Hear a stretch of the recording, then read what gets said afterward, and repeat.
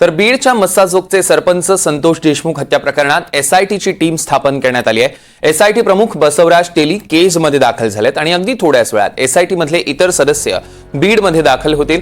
दरम्यान आज आणि उद्या हत्या प्रकरणाची सखोल चौकशी एसआयटी करणार आहे। आयपीएस बसवराज टेली यांच्या नेतृत्वात 10 जणांची टीम या हत्या प्रकरणाचा सखोल तपास करते।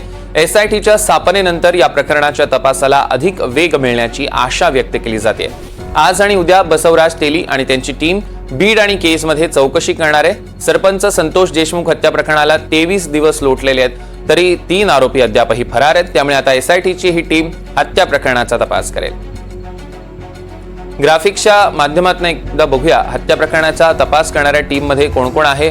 डॉक्टर बसवराज टेली, पोलीस उपमहानिरीक्षक सीआयडी, अनिल गुजर, पोलीस उपअधीक्षक, विजय सिंग जोनवाल, सहाय्यक पोलीस निरीक्षक बीड गुन्हे शाखा, महेश विघ्ने, पोलीस उपनिरीक्षक बीड गुन्हे शाखा, आनंद शिंदे, केसचे पोलीस उपनिरीक्षक, तुळशीराम जगताप, बीड गुन्हे शाखेचे पोलीस उपनिरीक्षक, मनोज वाघ, पोलीस हवालदार आणि चंद्रकांत काळकुट, केसचे पोलीस नाईक।